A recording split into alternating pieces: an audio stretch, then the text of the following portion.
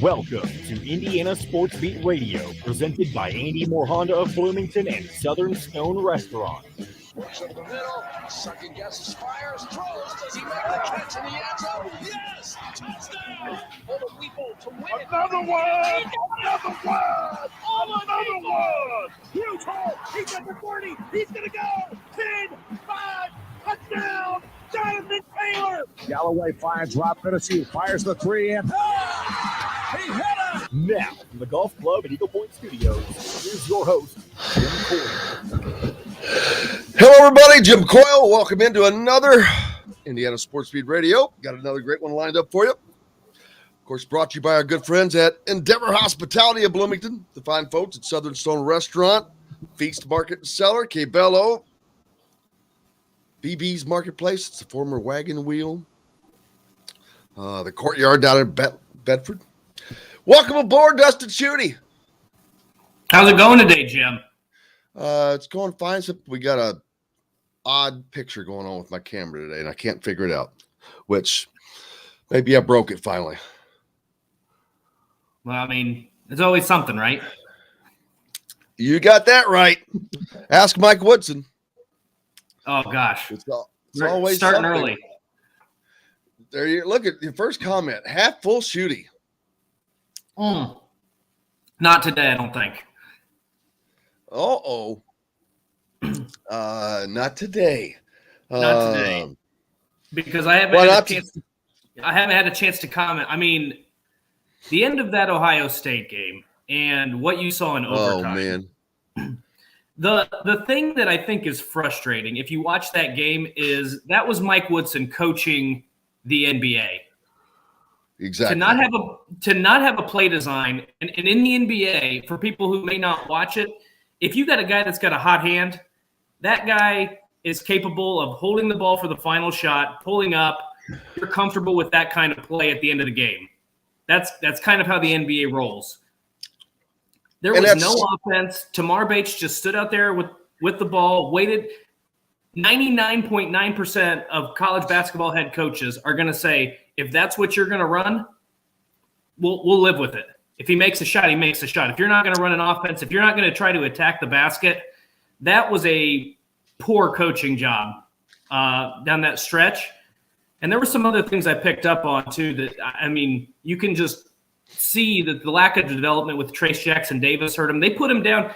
Ohio State was defending him, so he was on the low block. Let's see if you're facing that basket, the right low block. So he can't use his left hand. And if he is using his left hand, he's fading away from the basket, some sort of half-assed floater. I mean, it's easy to see why this team has lost, 5 straight games now? That was encapsulating of it. You got it, man. Instead of half full, instead of a Schutte, half full Schutte, now it looks like he's quarter full. If he keeps drinking that cup, it's not going to be much left in it. Yeah, I mean, that's been the gist of things, but we haven't really talked about that aspect of it. And I agree with you. I think that there has been way too much NBA style coaching, the mass substitutions. Mm-hmm. You can do that in the pros because all 5 of those guys that are coming in is a professional athlete. Right. So not only is that not the case, you don't even have equality in the college ranks of the guys that he's bringing in. He's bringing in a JV team, and that's the difference.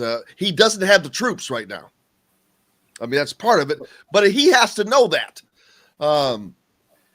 He doesn't have the people that can go create their own shot and instead of drawing up a play, but he doesn't have the guy that can go get that bucket. They don't have the guy that can knock that shot down when they need it. He will have, but he doesn't right now, and he has to coach them up. Mm-hmm. Like they don't have the talent instead of letting them just go. That is what's been so frustrating as a from my and aspect. That's the difference. If on that final possession you had a Johnny Davis, a Jaden Ivey, a Keegan Murray, an EJ Liddell, even if you had somebody of that caliber, then you might be able to live with it.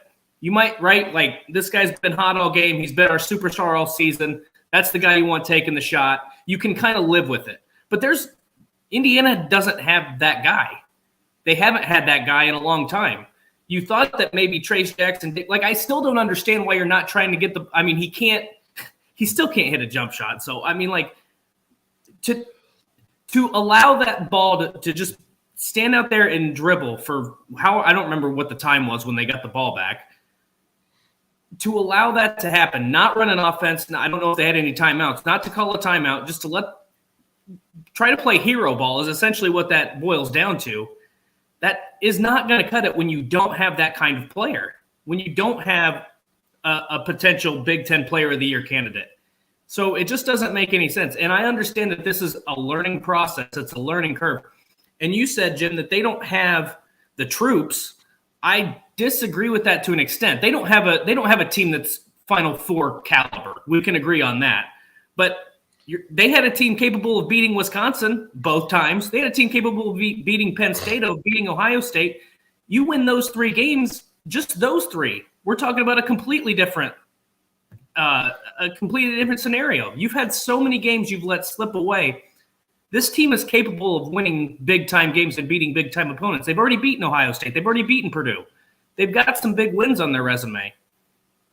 They've gotten to the point where this is what happened under Archie. They would get to a certain point of the season, and then they would just completely crumble, and you're seeing it again. Well, there we knew that they weren't being coached. Now you have to think. You're like, wait a minute. You got Mike Woodson. You got Dane Fife, you got Thad Mata, you got Kenya and Yasmin, and he's got Armand Hill. They've got a staff, man. They do. That's the thing that just this late in the year to continue to hear that they have to get them over the hump, have to teach them how to win.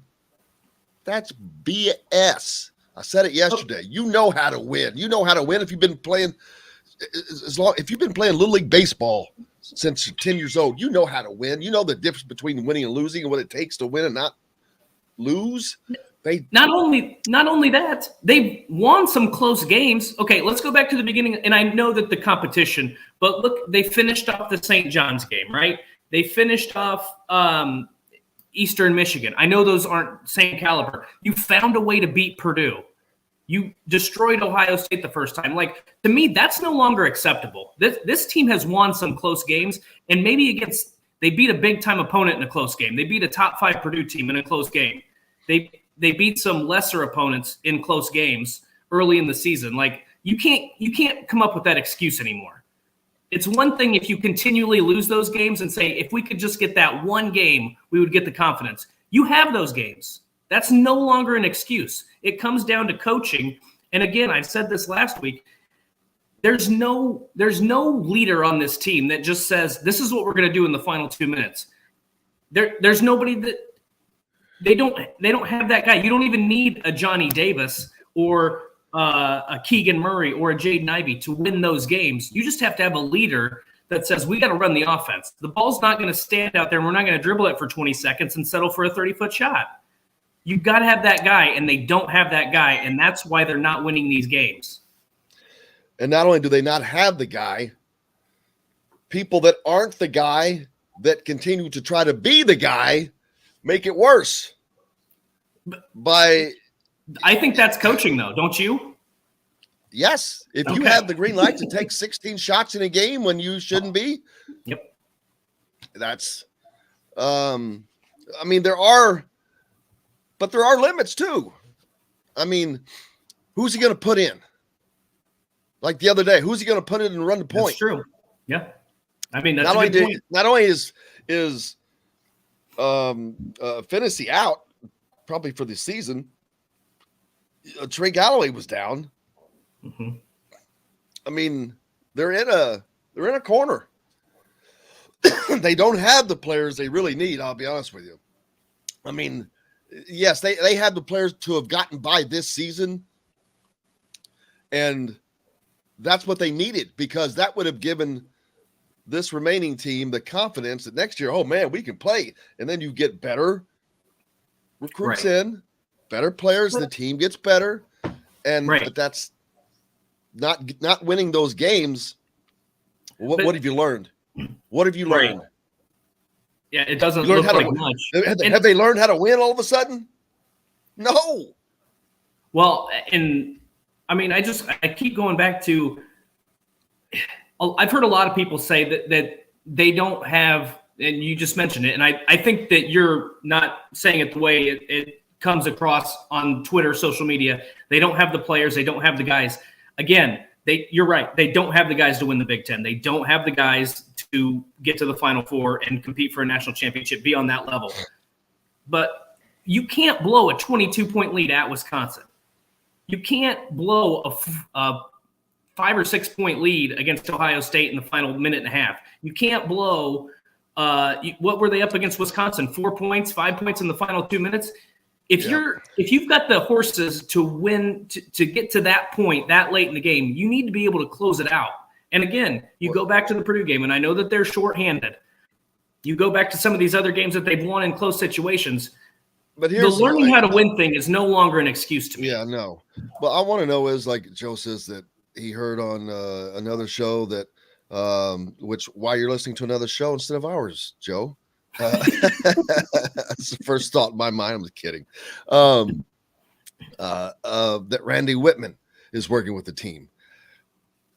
Well, that makes it worse. So now you've got another guy that you've had to bring in. Why? With a head coach that has had all this NBA experience, Armand Hill, who has 1,000 years of experience, Dane Fife, he may, and not in practice. The biggest thing I need to keep in front of you all is I'm not in practice every day. I have no idea what's going on. So I'm sure that there are frustrations on their part. Well, I know there are frustrations on the coaching side of things as well. But I do think that Mike should have taken the reins a lot earlier, that this is not NBA and that you can't do the mass substitutions. You can't do this. You can't do that. That doesn't work. Well, I know sometimes you have to do them and try them to find out, but I think we've seen all the tricks through the season. So, and like I said, they don't have the horses to overcome some of that. And maybe some of that was him wanting them to overcome things on their own, because I get that as well. So it's basically a big old, you remember the movie? I was thinking about this last night. You remember the movie, The Help? No. Damn it. You're down there, right? We're close in the South too. Anyway, this lady made this special pie, chocolate pie. Okay. You get my meaning? Yep. I know what you're talking about. It's a big old special chocolate pie, and they all have to take a bite. The coaches, the players, every one of them, the starters, the reserves, everybody has played a part in where they are. Right. So there's no one person to lay it on, and I'm not going to do that, but I will tell you we got to take a break. We do have to do that. Make sure that if you're out and about in the Bloomington area, you hit up Southern Stone Restaurant. It's Patterson and Rogers. That's where they have Inside Indiana Basketball. They'll be back there this Monday night at 7:05. Don Fisher and Mike Woodson. We're back with more right after this. We'll be right back to the Golf Club at Eagle Point Studios for more Indiana Sports Beat Radio with Jim Coyle, presented by Andy Moore Honda of Bloomington and Southern Stone Restaurant. Whether it's a celebration or just a... Yeah. Hey, by the way, did you see did you listen to the final edit of the commercial that I sent you? You never responded to it. I thought I gave a thumbs up.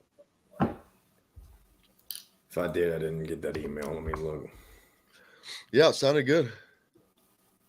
The one with the music, right? You listen to that. I just don't remember getting anything from you about it after I sent it to you. That's why I was making sure. It may not have sent. I'll have to look back. Sometimes stuff, I go back like text messages. They're still sitting there. I'm like, shit. But you did listen to it and you were fine with it? Yes, sir.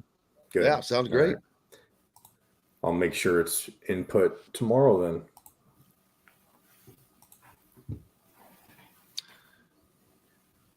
The hump was just an excuse. Correct. It's crazy how that's when correct. you compare the difference between the Rob Finney shot against Purdue and the Christian Watford shot against Kentucky, the different paths that have been taken since then, like Indiana's completely lost all momentum since the Purdue game. Different. That's easy to explain. Different personnel, baby. Well, you that's had a true. personnel. You had a group of and a different generation. Yeah. You got a generation of gym rats on that former team, starting with Jordan Halls. Yep. And those guys were just scrappy and they wanted to win. Hell, look at them. They started out with a 6-25 season. What the hell you think it was like for them? Oh, man, that's great. I got to say that. All right. Well, yeah. No. It is crazy. It just seems like the high school and I get it. I understand the generation we're living in.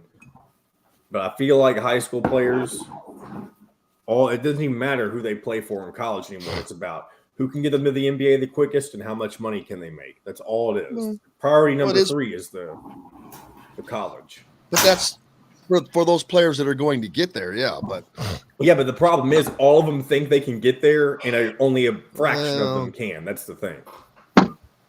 But then if you have those guys on your team, then you have a problem. Then you've recruited guys that are not realistic. They're all over college basketball. They're not just in Indiana. That's what I'm trying to say. Hey, Matt. Yo, can you hear me? Can you hear us? Yes, yes, we hear sir. You. I'm driving right you? now. Can you hear me okay? Yes, can you hear us? Yes. Yep, all good. Okay, perfect. All right, here we go. Through Friday. If we're not on a station where you live, we should be. Ask for Indiana Sports Beat Radio. This segment is brought to you by Andy Moore Honda of Bloomington. Now back to the golf club at Eagle Point Studios for more Indiana Sports Beat Radio with Jim Coyle, presented by Andy Moore Honda of Bloomington and Southern Stone Restaurant. Welcome back. I hope your Thursday is warmer than it looks outside. Jim Coyle with you, Dustin Schutte along the side from Saturday Tradition, and joined now by the great Matt Taylor. Matthew, how are you, sir? What's happening, boys? What's going on? Well, I'm getting ready. I'm loosening up. I hear that the Colts may be in the market for a quarterback, baby. Do I need to get the arm out and start slinging a pigskin around? Hey, despite their situation, they don't need you. All right, I know they don't have a plan B in place as of right now, or at least it's questionable, but they still don't need you. Let's put it that way. They don't have a plan B, C, or D, and I'm not in either of them, baby. Not even C above.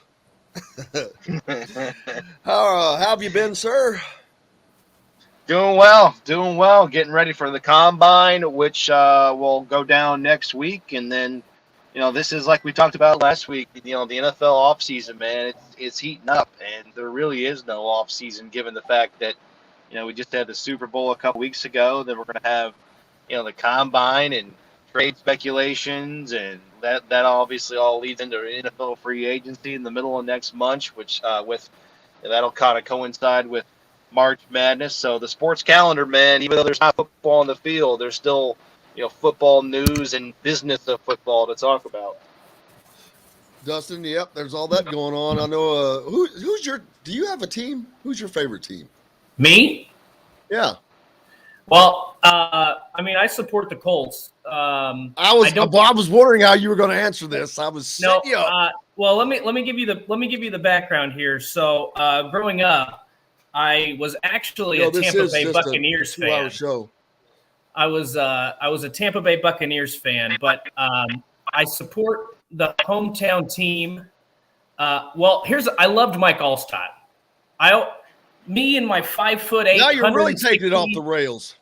5'8", 160-pound frame. I just loved how he was able to run the football and just plow over guys. Went the wrong direction. So that's how it started. I support the Colts, but unfortunately, with my job and how much time it takes away on Saturdays and Sundays, I don't watch that much NFL football. I mean, I catch the Colts when I can. Plus, living in Atlanta. What? You're burning Matt's ears, man. I'm just being honest. Well, we're going to. I'm to turn his light back off. Well, he brought nothing to you what, nothing positivity there. I'm the exact opposite. Then I try to watch as much college football as possible, but it's tough, man, on Saturdays because anymore on Saturday that's like a transaction day for the NFL between guys. Really, in the last couple of years as well, it's been even more heightened because you've had the COVID list guys. And I don't want to bore people with the rules, but it used to be you could bring up a couple of guys from your practice squad, or you might take a guy off your injury report. He might be a scratch for the next day, but now you've got these COVID exemption details, and you can add guys at the end of the week that guys you've never even heard of, guys that aren't even on the practice squad. And so Saturday for me is kind of turned into like a roster addition, and it's more like a work day than it ever has been in the past, the day before the game. So I'm not watching a lot of college football. I try to watch as much as I can, but this time of year when you start going into the draft, I'm really playing catch up because I just don't watch a lot of college football because there's just not a lot of time for it because of just the demand of getting ready for Sundays in the NFL.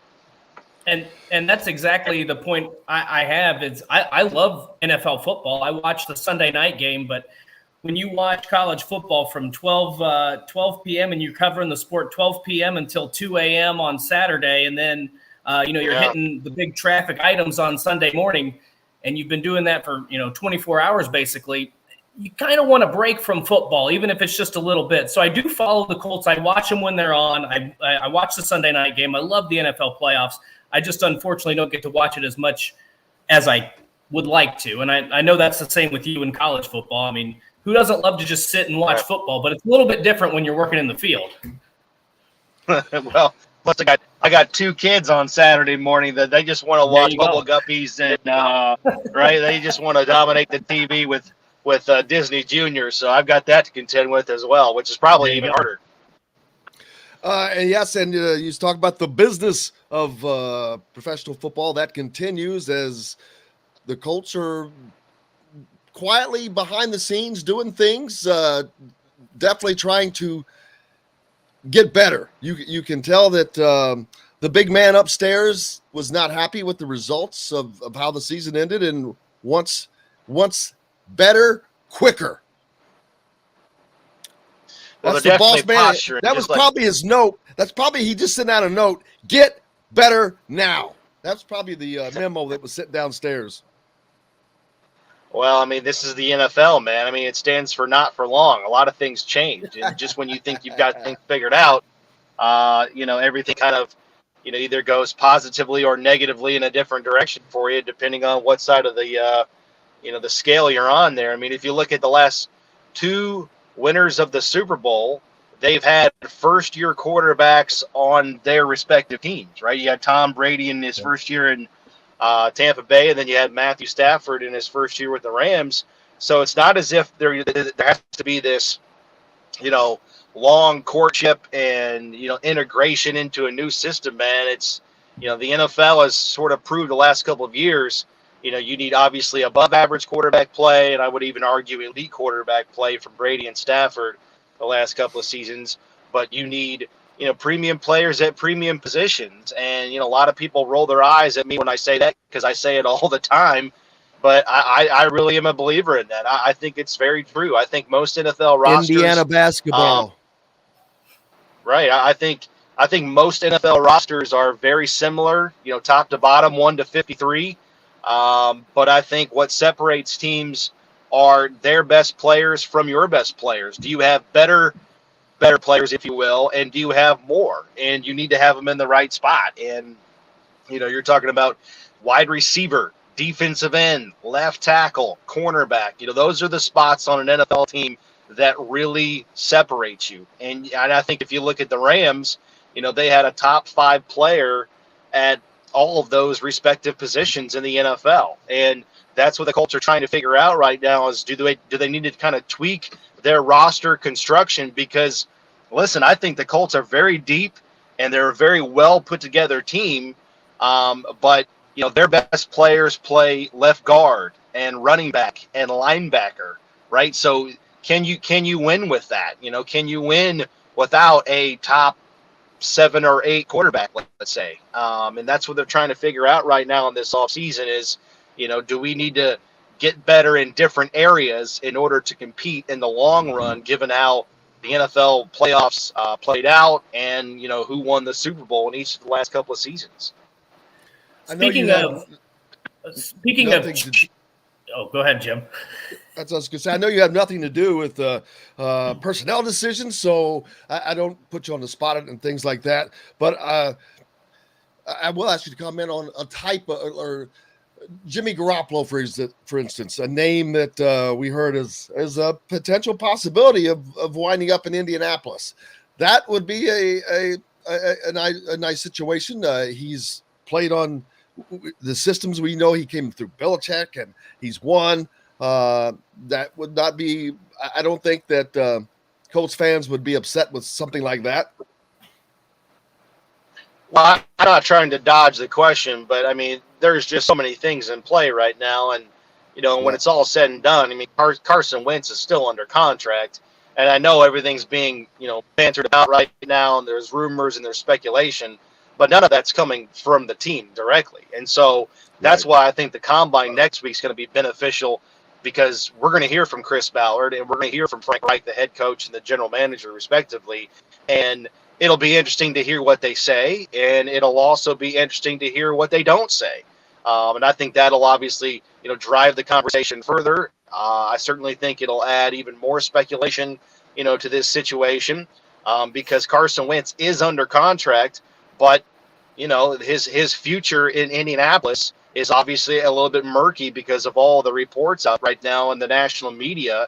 And it's not like they're coming from, the dark web. I mean, they're coming from ESPN and, credible sources, Chris Mortensen, a guy that's obviously very dialed in and has been doing it for a long time.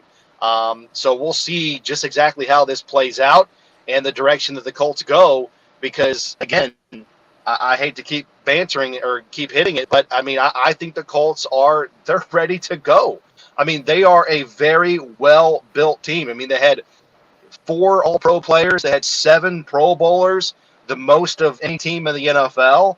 This is not a rebuild. This is not a team that needs to go through some sort of, 2 or 3 year plan where, they have to bring in a whole bunch of free agents just to compete and, draft well just to, supplement the roster. No, I mean, this team is ready to go right now at a lot of key areas.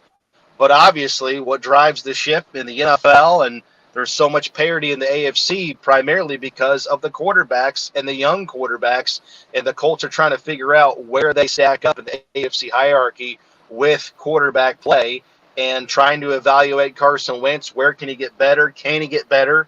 Can he improve in this system?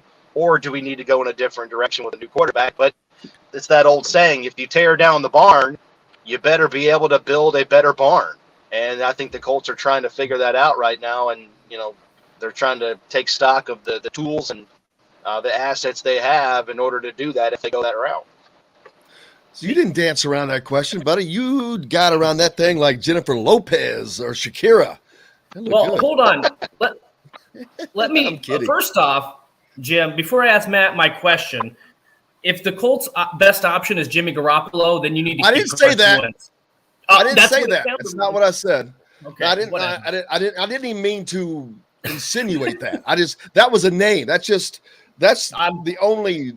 That's Talk the about- closest to a name being bannered about. Really, I mean, everybody throws names out, but that's the first name that has really been that had some substance to it. What I should have said, I guess. They might be better off letting Jonathan Taylor take snaps. That's number one. Number two, my question then for Matt is some news on the staff front with one of the guys that I think has one of the most fun names to say in NFL history, Cato June, coming back to the staff. Better than Quiddy Pay? That's a great name too. That Quiddy Pay is a great name, but I love Cato June. What kind of impact do you think he can have on the staff, and what can his experience, how does that translate in the coaching ranks? Well, no, that's a great question. He's an awesome guy. I got the chance to interview him a couple of years ago when he, I believe, just started going into the college ranks. And if I have this right, he's been at, he started his college or his coaching career at his alma mater, his high school back in Maryland. Started as the defensive coordinator there, then was the head coach for a couple of seasons. And then I think he went to Howard and then was a linebackers coach there, and then went to Bowling Green, if I think I have that right. But no, I mean, this is a guy that I think anytime you can bring in a guy that has played in the league, that is also a great coach, that has great character, that can be a leader of men, but that can also turn on the old school tape and say, fellas, this is how you play in the NFL, right? You can point to your experience and you can point to your success directly on film or on YouTube or a highlight tapes. I mean, the guy won a Super Bowl with the Indianapolis Colts, and he was the leading tackler that year on defense for Indianapolis, the year they won the championship. So I think it's a great story as far as that goes, but he's played in this system.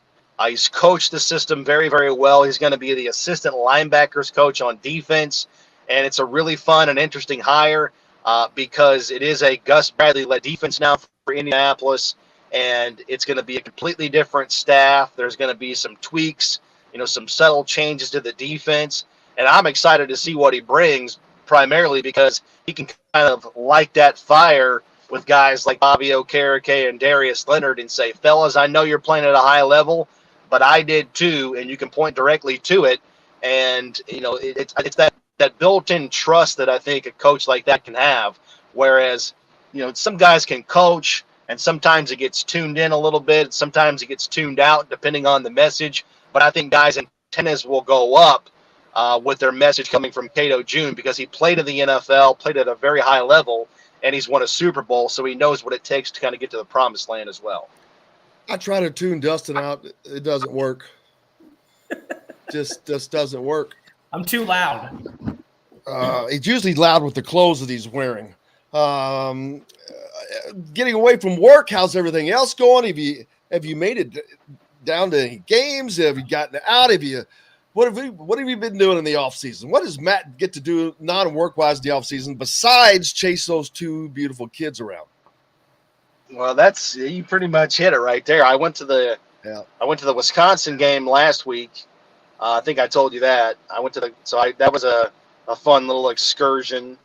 It was a disappointing outcome, and unfortunately, we're getting used to disappointing outcomes as far as Indiana's basketball team is concerned. But it's fun to have the weekends back with the kiddos. We just got doing a bathroom renovation at the house. So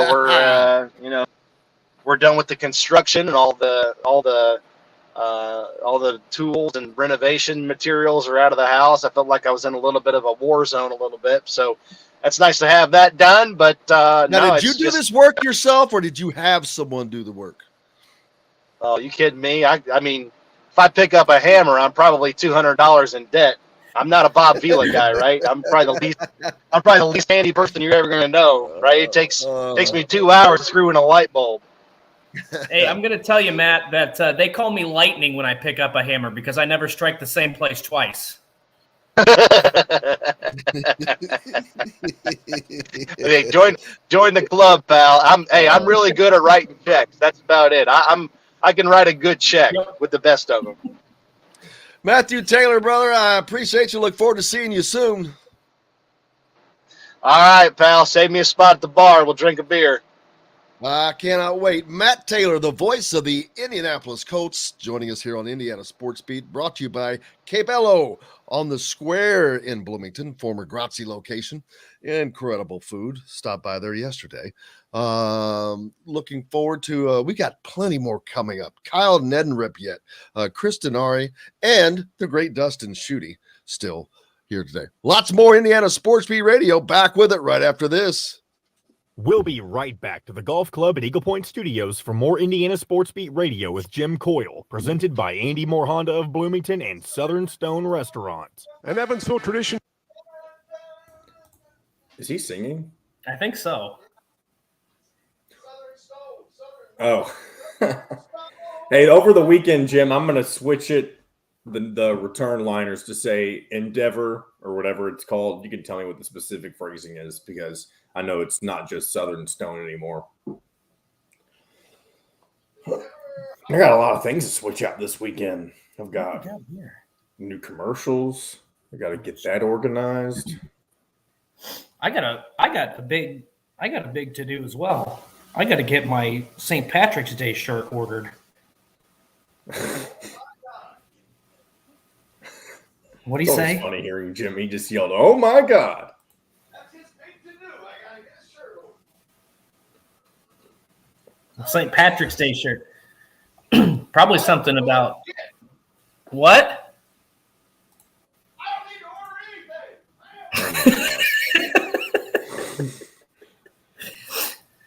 anything. I think there's a shirt. I mean, I got to put my best foot forward here. There's a shirt that says, "I'm not Irish, but you can kiss me anyway." There we go. I've never really, when you're a kid, every holiday is cool, but maybe just the fact that I'm not a big drinker, but I never noticed when it's St. Patrick's Day. Okay, here's the thing. I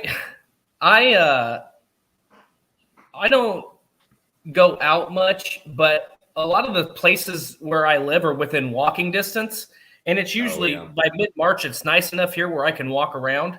So like if I had to go downtown to a bar and drive, I probably wouldn't go out, but since everything's walkable, I can participate. Plus we have in our city there's a open container. So as long as you're within the entertainment district, you can get a beer and walk around downtown. Oh, nice. So it's not fighting people for tables. It's not, not having to drink and drive or anything. So that's why I will be indulging in a couple weeks. And I'm going to be like Xavier Johnson. I'm going to shoot my shot. Probably miss, but I don't need to order anything. What is that? Oh, man. Okay. Oh, there we go. Perfect. I've had this for years. I've got a if I want to go in a different direction, just go right here, baby. All right, here we go. You kidding me? In financing over 48 months. And you can always get more to your door with AndyMooreHonda.com. Andy Moore Honda Bloomington. Bloomington's #1 Honda dealer. Come see us at the all-new Andy Moore Honda, now in Bloomington. This segment is brought to you by Remax Advanced Realty, Indy Home Pros team by Cheryl Sizemore. Now back to the Golf Club at Eagle Point Studios for more Indiana Sports Beat Radio with Jim Coyle, presented by Andy Moore Honda of Bloomington and Southern Stone Restaurant.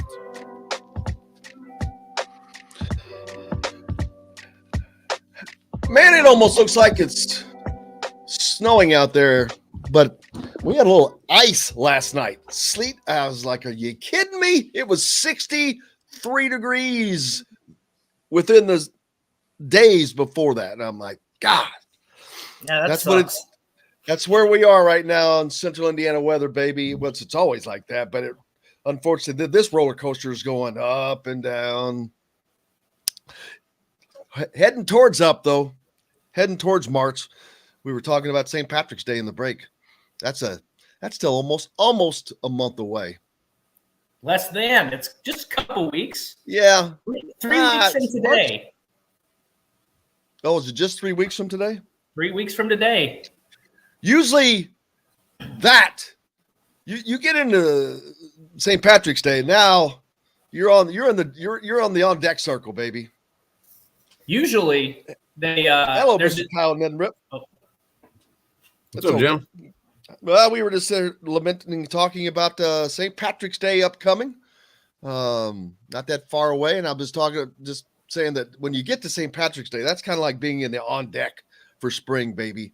It's kind of there. It's not all the way there, but hopefully, if you get a good day, it's not like today. Not like today, but that's why it's basketball season still.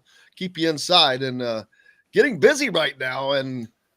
Saw that our CJ Gunn had a little problem the other night with 2 technical fouls. It got him booted for their first sectional contest, when was that? Is that last night or is that coming up yet? The sectional? No, they don't. That's next week. Oh, okay. They hadn't started yet. So, but he's going to miss the first sectional game, right? Yeah. So by rule, if you're kicked out of the game by 2 technicals, then you have to sit out the following game. So unfortunately for Lawrence North, the following game is the sectional on Tuesday against Crispus Attucks.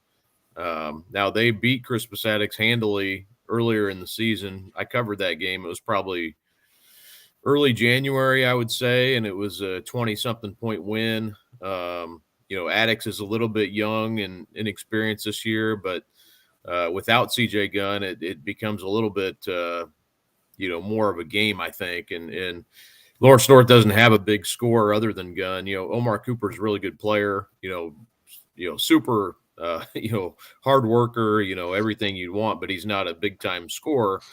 I think they'll still probably be, able to get through that game. And then he would be able to play on Friday night against Warren Central. So, but man, it's just, and I saw I saw what happened, and, I can't blame the referee for calling it. It looked like he kind of dunked it. And then, I don't know if he said anything. It's hard his back is kind of turned, but he sort of ran towards the defender. He didn't make any contact with him, but, it looked like he was kind of going after him. So I don't know. I mean, it's hard to know for sure what happened. I don't blame the ref, and, in that situation, you just gotta, if you have 1 technical already and the ramification is that you have to sit out the next game, you just can't do it. That's it's unfortunate, but I know CJ, I like CJ a lot, and he's been playing really well, so I hate it for him, but it's done. It's done and over, and can't take it back now. Yeah, that's a situation to where I hate it for him because he wasn't being malicious. That's a competitive nature. That's part of sports, trying to intimidate your opponent. Hell, that's an aspect of it. It's a psychological warfare part of it. Unfortunately, within the confines of the rules. Now, that's the hard part of getting something like that out. That he can't shove the guy going down the court. He can't, trip him. But the only resort you always had is you could jaw at somebody. You could let them know. You can't do that anymore either. And it's hard to get that part out because it's, reaching out and pushing somebody or hitting them on purpose. That's, a forethought. But the other is just happens so quick. It's hard to root that out. And I don't know that coaches would want that rooted out completely because you need that. You just happened at a bad time in the game for him, like you said. So hopefully it does not hurt them because unfortunately that would be his last game if that turned out to be the case. So hopefully they are able to get by that first one and move on so he can join them. But I talked to Jack Kiefer yesterday, the Lawrence North coach, and he said, the tough thing is we were playing so well. He felt like they were as hot as any team, and I don't disagree necessarily. The only losses they had, and I saw both their losses during that span. I think they won 7 of 9 against really good teams. The 2 losses were Carmel and Fishers, who are ranked 2 and 3, and both those games were relatively close. They were ahead of it. Probably should have beat Fishers. They were ahead most of that game. So, that's another, frustration is they're really playing well, and CJ was too. And I was just say CJ has been really had an exceptional season. Yeah, he's really kind of come on here, and during the Marion County tournament had kind of a bad game against Ben Davis. Ever since then, he's really been streaking in the right direction. So it's tough. I mean, again, I know what you're saying about but we don't know what was said back and forth. Right. So it's hard to know exactly the situation. And another thing too is CJ went to Hamilton Southeastern through his freshman year, so I'm sure there was some. Yeah, there was probably some back story there, or some extra feelings, or things like that too. So, we don't know exactly what happened, but again, if you have one T already, you just got to be really careful, and not to because you're kind of on alert at that point, and knowing what the penalty is at that point, you just got to be careful. Yeah, it is, and but you look at the Indiana team right now. CJ Gunn is to Lawrence North what they don't have, the alpha dog. He's the alpha dog. And yes, you have to find out how to walk that line, and that's what he's learning. He's in high school, so you're still learning that. But he's an alpha dog. Indiana doesn't have an alpha dog, and they sure wish that they did, I promise you. Because they have not had someone do the things that CJ's been able to do for his team this season. I know it's different in high school and college, but it's still that example there. Plenty of other things going on with high school ball coming up as the sectional was closing in on us, Kyle. Yeah, I mean, there's a whole lot of basically the regular season gets over on Friday night. The girls' state finals are Saturday, and then we dive into it next week with sectional play. And I'll probably be at North Central and Noblesville most of the week, probably all of the week between the two sites. And Noblesville sectional 8, that'll be Westfield and Fishers play right out of the gate on Tuesday night, and should be a great game. Braden Smith back and playing with Westfield now. Fishers had a great year. They won the conference. They're ranked second in the state. That is a big time heavyweight matchup right away. And then you have Noblesville on the other side of that bracket. Carmel's got the bye on the top half of the bracket, so they will await the winner of Noblesville and Zionsville, which should be a really good game too. That I believe is the opening game on Tuesday night, and then followed by Westfield and Fishers. So should be a great crowd at Noblesville that Tuesday. And then the other Tuesday game is the one I mentioned, Attucks and Lawrence North, in the other sectional 10 at North Central. That's the lone standalone game on Tuesday night. So that will have might not have had the intrigue it did before the CJ Gunn situation. So now that puts a little bit of a spotlight on that game to see if Lawrence North can figure out how to get it done without him. And Attucks has been playing well, so that's not a done deal by any means. For the Wildcats to get through there, I would still probably pick them to win. And then really, the other part of that is you'd have a rested CJ Gunn going into Friday against a really good Warren Central team. So, that would set up two really good semifinal games over there at North Central. And then, I think probably the other, on Wednesday night at North Central, you'll have maybe the team that I would say is maybe the most talented team in the state in Cathedral. They'll be playing against a Marion County champion. So you have City versus Marion County champion at North Central in the first round with North Central, who's hosting it. So again, that should be a really good game as well. So there's it's there. Everybody starts playing on Tuesday. There'll be a lot of good games, but those are kind of the highlighted ones. Then you have Tech. The winner of that North Central Cathedral game would play Tech or Lawrence Central in the next round. So we've kind of talked about sectional 10 might be slightly down, but then all these teams are playing really well at the end of the season. So it's down relatively to what it's been the last couple of years, which is by far the best sectional in the state. This year, you could say sectional 8's the best sectional in the state, but sectional 10 is still really good. So, a lot of, I'm curious to see, after sectional week's a lot of fun, but then to see what these regionals look like in Class 4A will be really interesting because, as we've said, 4A is just kind of wide open this year. It's kind of up for grabs, and seeing what those regional pairings look like will be a lot of fun. Then see if Chesterton can make it through and beat Valparaiso. That's probably going to be their toughest challenge, and then. The winner of that sectional, I think, has got a pretty good path to make it to the semi-state and play, whoever comes out of the other side of the North bracket, probably, Carmel or Fishers or, who knows, Kokomo, so somebody on that north side. So Chesterton's got a pretty good path if they can get through Valpo in what would be the semifinal game, which would be next Friday night. Yeah, there may not even be a path for my Highlanders to make it to the Final Four coming up from the South. This kind of working out that way. It depends. Of course, that regional there. Have the changes taken place for this season, the regional semi-state format? No, that hasn't even got yet to a vote. So okay, that's something I think will be considered. But yeah, not for this year. But all right, man. Anything else that sticks out to you? Yeah, I mean, you mentioned Floyd Central, and I think they do have a pretty good path to get through. So you never know. I heard they did have an injury. I don't know the extent of it to one of their better players. So that's maybe something to be concerned about. But I think that south half of the bracket. Bloomington North is a team that I think that has the talent to maybe make it through down there. I saw Center Grove on Saturday.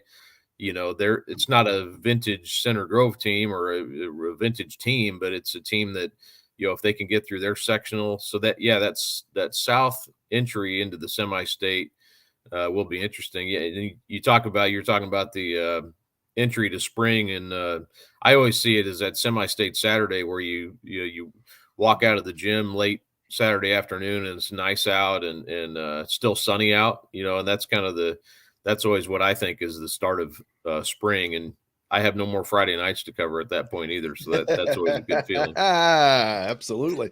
I was just thinking about that, man. You're just weeks away from getting your life back. It's always nice. Wait. And then I look forward again to football in the fall, or in August or whatever. But yeah, it's nice to have those.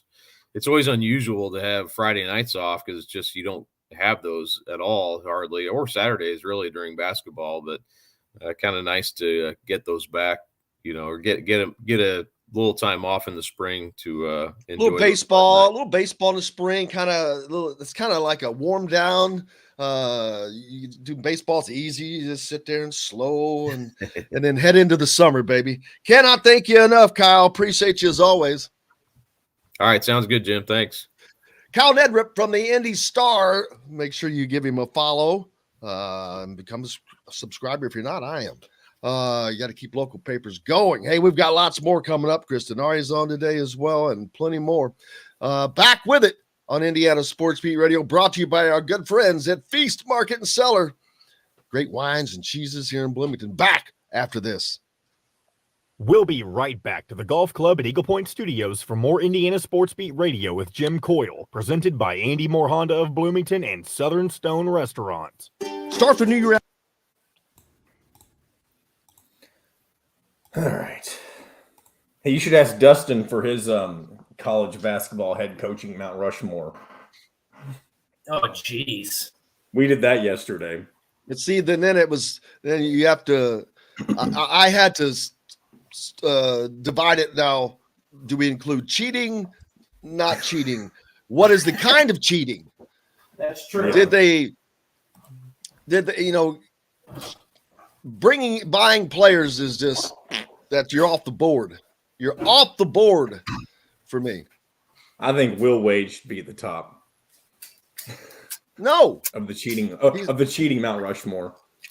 John Wooden will always be at the top of the cheating Mount Rushmore. I'm just kidding, obviously. John Wooden will always be at the top of that Mount Rushmore.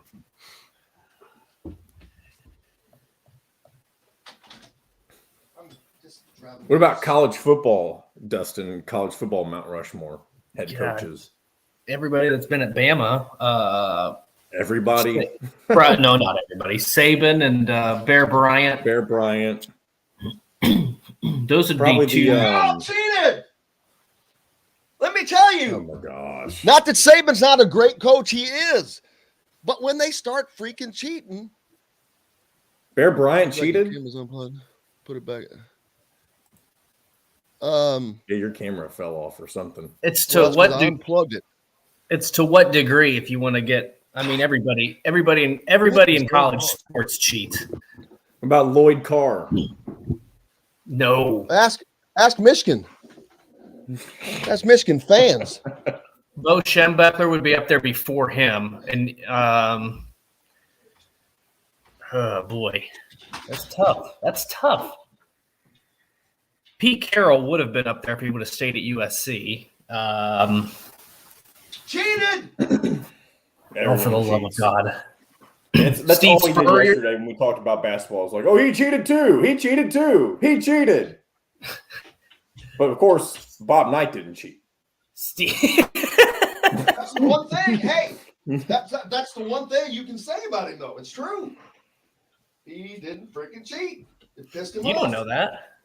Yeah, that's the one thing I will stand up and take pretty confidently because of the people that I do know. All right, here we go. Has over 2 decades of experience, and that could be the difference in you getting the home you want in today's tough housing market. Reach out to Cheryl Sizemore from Remax Advanced Realty at cheryl@indiehomepros.com or 317-298-0961. Cheryl Sizemore from Remax Advanced Realty. Let Cheryl Sizemore get you in the home you want today. Cheryl at indiehomepros.com. This segment is brought to you by Bubba's 33 in Clarksville. Pizza, burgers, beer. Now back to the Golf Club at Eagle Point Studios for more Indiana Sports Beat Radio with Jim Coyle, presented by Andy Moore Honda of Bloomington and Southern Stone Restaurant.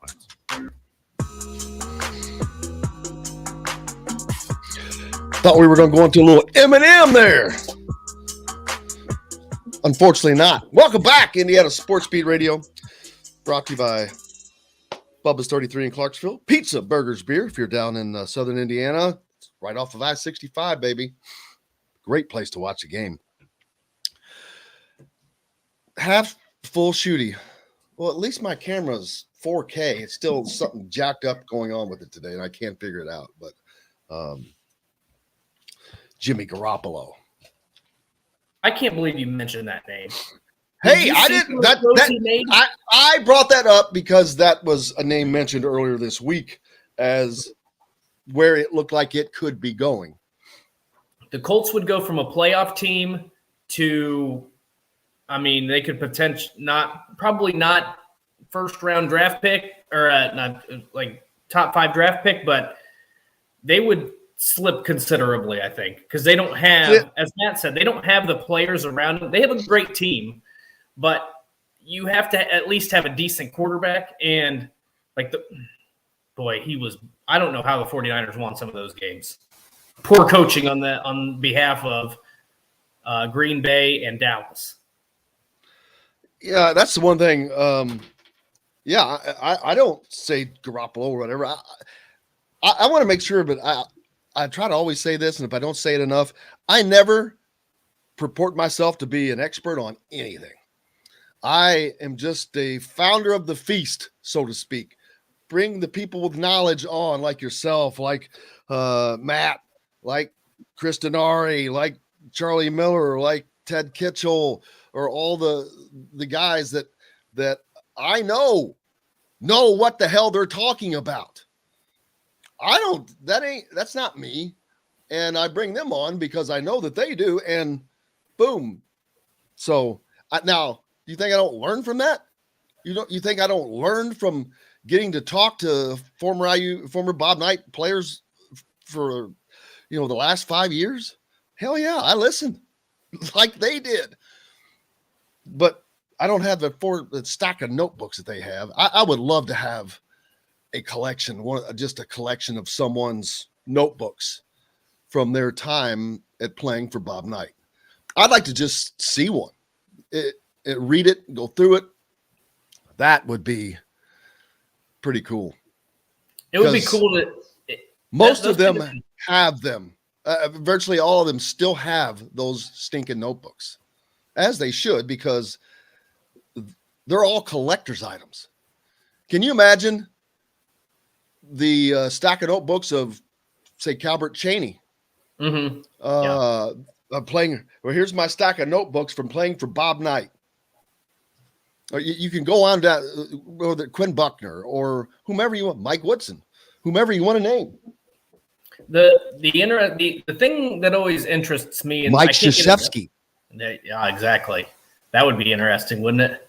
The type of documentaries and 30 for 30s and the podcast, like Joshua Perry, and I can't remember the other guy's name who's on that podcast, but they did a kind of like a behind the scenes tour of Ohio State's 2014 run in a podcast, their college football playoff run.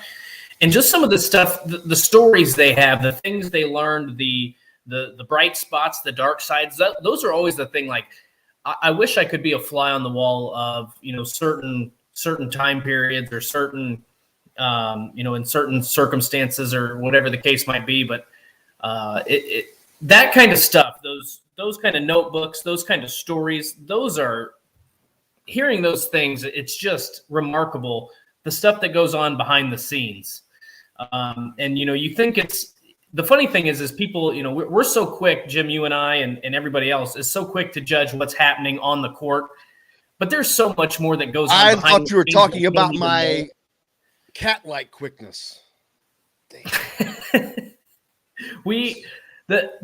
like, it would be like if somebody looks at this show, right, which they probably do, and they just say, somebody has to, unfortunately. Jim comes on his show and works, the time he works, those 2 hours.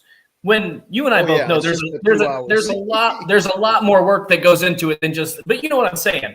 There's more that goes in to preparing. Right. The pre and post is bigger than the actual component. The components are bigger than the part, the product. Right. So we get the product, and we're quick to judge and say this, and sometimes it's obvious. But the interesting thing to me, more than the games, more than what you see in these press conferences, is all the stuff that you don't hear about behind the scenes, in the locker room, at practice, during weight training, in recruiting. That stuff it's just fascinating. Absolutely. Let's see. Get back on some comments over here while we're in kind of an open segment. Brian Hagedorn joining. Hello, Brian. This Indiana team makes him want to bash his head against the wall. Well, that won't do you much good, my friend, because beating your head against the wall and expecting a different result is the definition of insanity. Five Lefts thinks the offense is fine if they hit the open shots. Yes. Unfortunately, the guys that were expected to do that, but specifically Parker Stewart and Miller Kopp, have not, especially on Miller Kopp's side. But guess what? And I don't mean to, none of this is personal bashing, but Miller Kopp, where did he play before he came to Indiana? Northwestern. The bastion of college basketball in the Big Ten. You brought in a guy from a perennial bottom-feeding program, and he was going to be one of the guys? Do you know what's interesting? If you put Miller Kopp back on Northwestern, are they potentially a tournament team? Probably, because he might be in a better situation if he was back there. The pressure is not there. The pressure to not get in the way offensively would be there, which I think that he may have feelings of that sometimes between Xavier Johnson and Trace Jackson Davis. But see, that's part of the problem. This offense has different parts, but they're not always working in concert. Right. And that is where things break down, which you can say that about everything in life, I guess. But that's exactly what this team's problem is. They're not working in concert. When things are going fine, like daggone it, the game in which Trace Jackson Davis just dominated. They dominated Wisconsin in the paint. Couldn't be stopped all night long. It's like that clip from Remember the Titans when he goes out there and calls that defense. I want you to, they don't gain another yard all night long. And that's what they should have done. They should have, I've said it, I don't care if it was Michael Durr. I told Rick Bozich, bring in Rick Bozich. I don't care who it is. You feed that guy, it's in the post in that game. That's the guards' problem that I blame, and I blame Mike for that. Because when they stop doing that, that's when you call timeout and you say, what the hell are you doing? Why are we going away from this? Feed the paint, boys. Boom. And that's where I don't, it's been allowed to go too long in games without being fixed. You got to stop it right. If it's not going on, stop right now. Hey, let's get this back online now. They waste too much time. There's no sense of urgency. And I think that was really pointed out in Xavier's handling of the last 5 seconds of the Ohio State game, where he's walking the damn ball up the floor when you got 5 seconds left in the game. Right. No sense of urgency at that point. That tells me that there was no plan, which I know that there was no plan, because they didn't call a timeout. So he was just going to let him play it out, which would have been the fine thing to do had they not walked the ball up the floor. I said yesterday, Xavier could have gotten down there and gotten to the rim, because that's the one thing he had killed them on. He was 10 of 10 at the free throw line. And you have to, Mike Woodson said it the other night in the previous game, he wanted to feed it to Trace Jackson to put it in the officials' hands.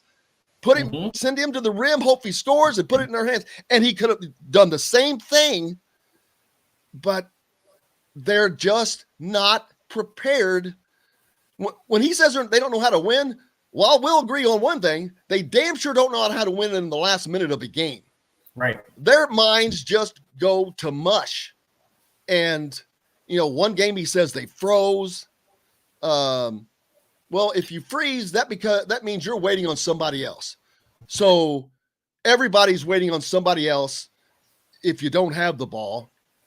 Trace Jackson Davis got the ball in the Wisconsin game, but he didn't want to be the guy. He kicks it back out. Nope, I don't want to be the guy. You be the guy. This team doesn't have a guy. That's the problem.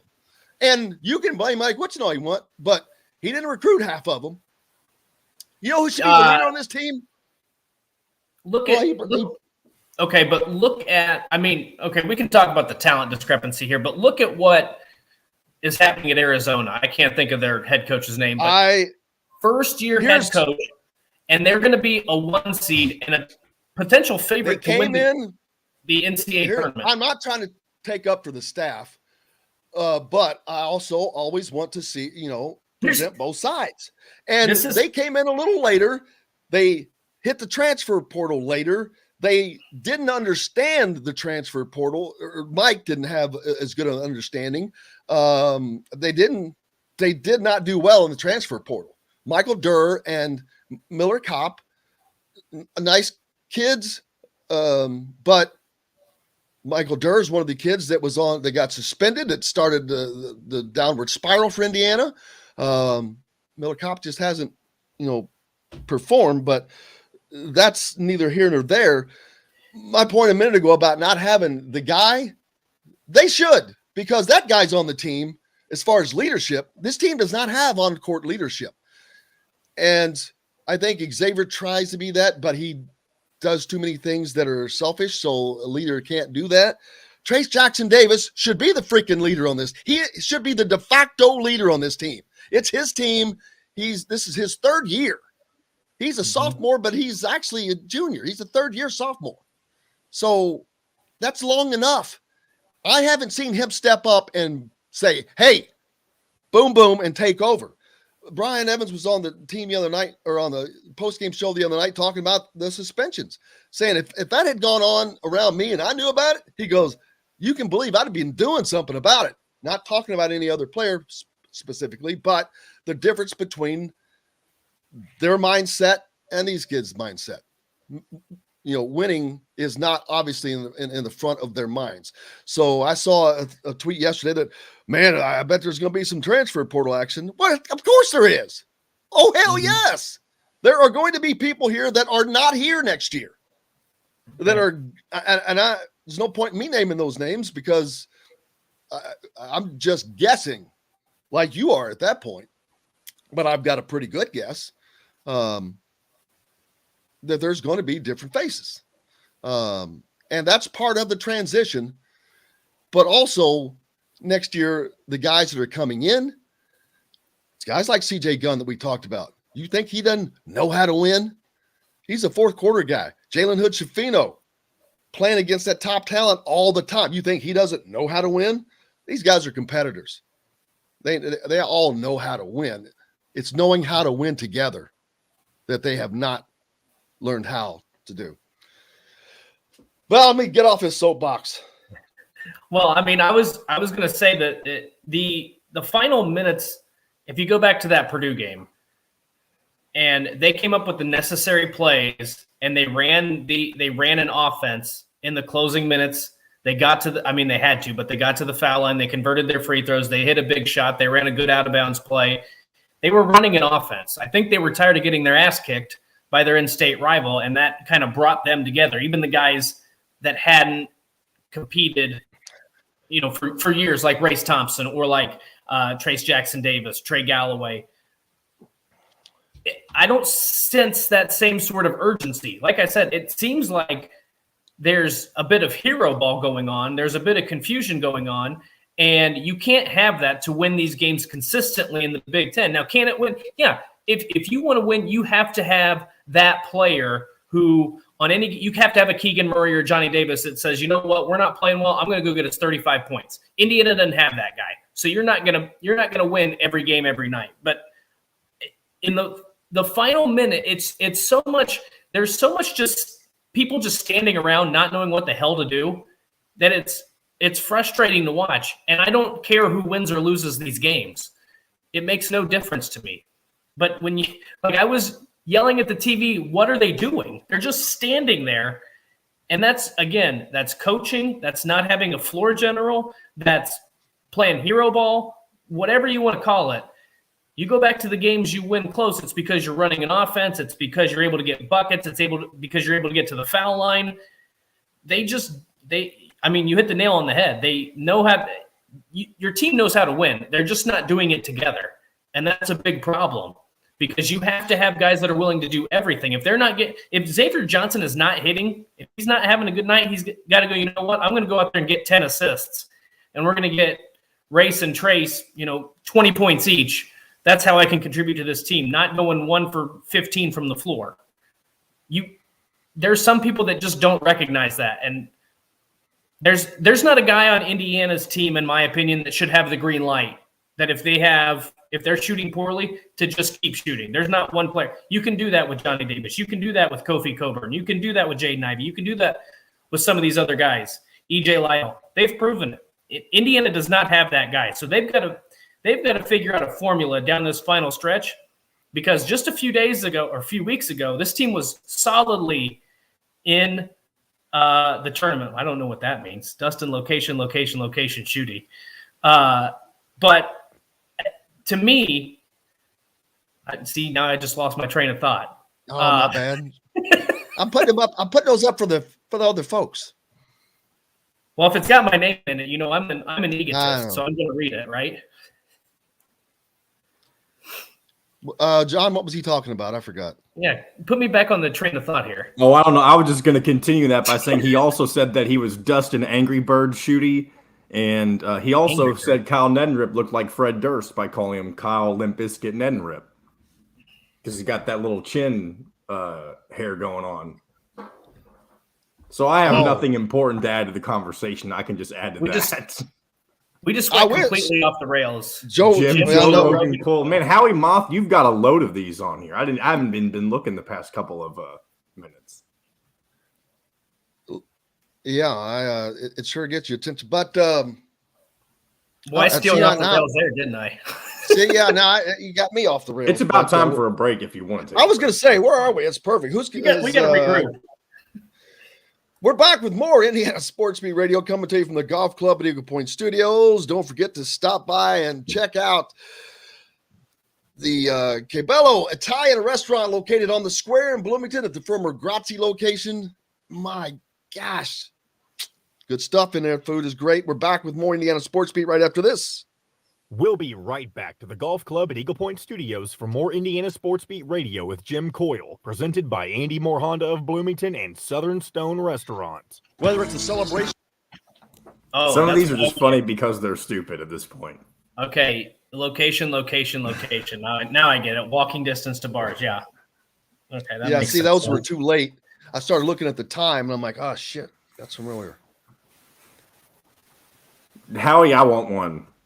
I'm jealous. I want my own. John, the producer, Alden. Cute. Who was it? You didn't know who he was yesterday? Tarkanian, Coach Tarkanian. He didn't know who Jerry Tarkanian was. Now, see, I had this happen before, and that's where I always know where I'm like, oh God, the gap. A producer before, I'm trying to think, didn't know who someone was, and I was like, didn't know who Paul Horning was. You told me this story. Who was it? I'm pretty sure it was Will. Was it not Will? Well, but that wouldn't shock me. Could have been Noah. Could have been Trevor. Keegan. No, Keegan. No, it was somebody before me. I think it was somebody. Yeah. And the only reason I know that is because you told me that story, Jim, before. Is while I was interning. Because remember, I met you at that baseball game. Blew me away. I was like, huh? You don't know who Paul Horning is? I'm like, what the hell is wrong with you? And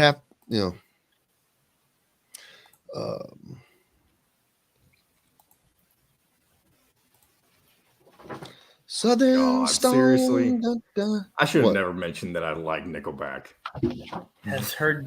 Your brain has heard too much. They're not even my favorite band. I just like them. Well, they are now, but what did he call you? They have to be on this show, apparently. He didn't give me a name. He just made that comment. John Nickelback Alden. Gosh, please don't.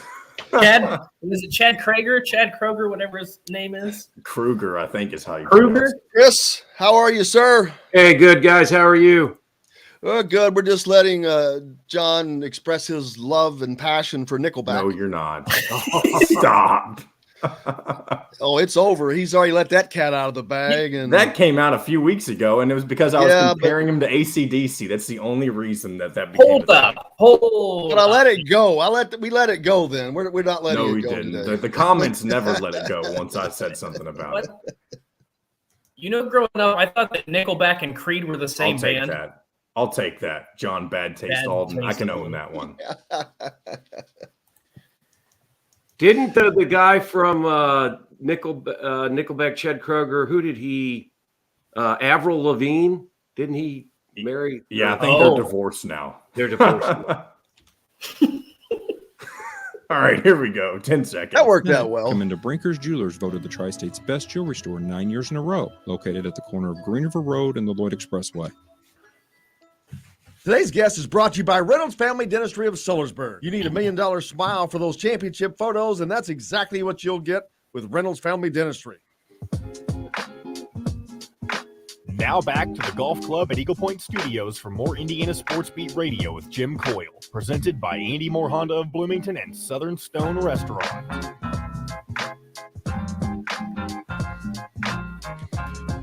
Welcome back. It is Thursday. Jim Coyle, Dustin Schutte here, joined by Chris Denari from the Pacers. The we will not tank Pacers, baby. That's coming right. off of a 113-108 win over the Washington Wizards last night. A week ago. Last night. It feels like that was the wrong one. That was the wrong one that popped up. My bad. No, you're But right. still- I mean, it was. I've hit reality. I'm back here. I had to shovel a little snow today. I was in Myrtle Beach for the last 5 or 6 days.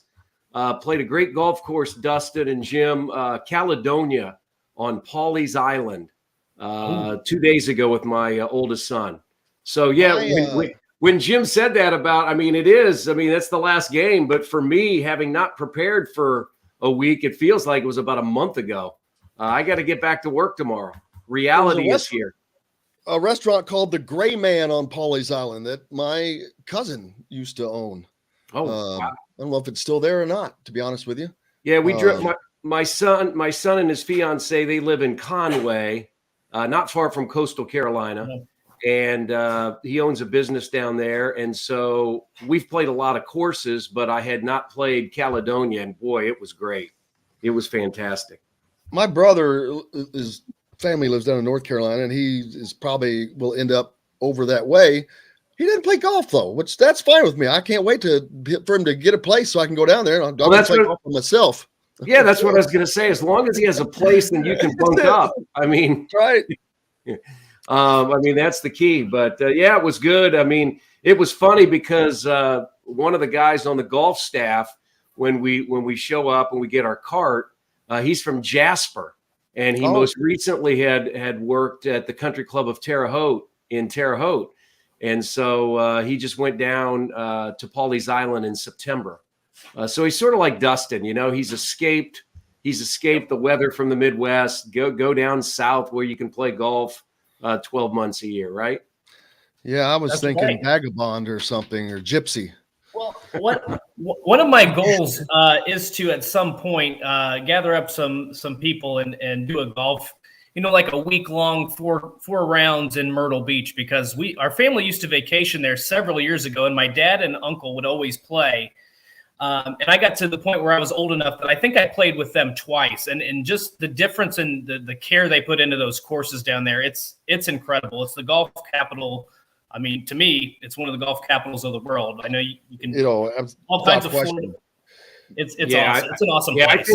I think where my son's townhouse is, I'm going to guess that within 15 minutes, there are like 40 courses. I mean, it's it's crazy. They're everywhere. And they're nice, and they're all nice because it's warm all the time, easier to take care of. So everything is much nicer. Well, I mean, that's why my son is in the landscape business. He and a couple of partners own a land company and landscape business. And I mean, there is just business galore down there. It's growing.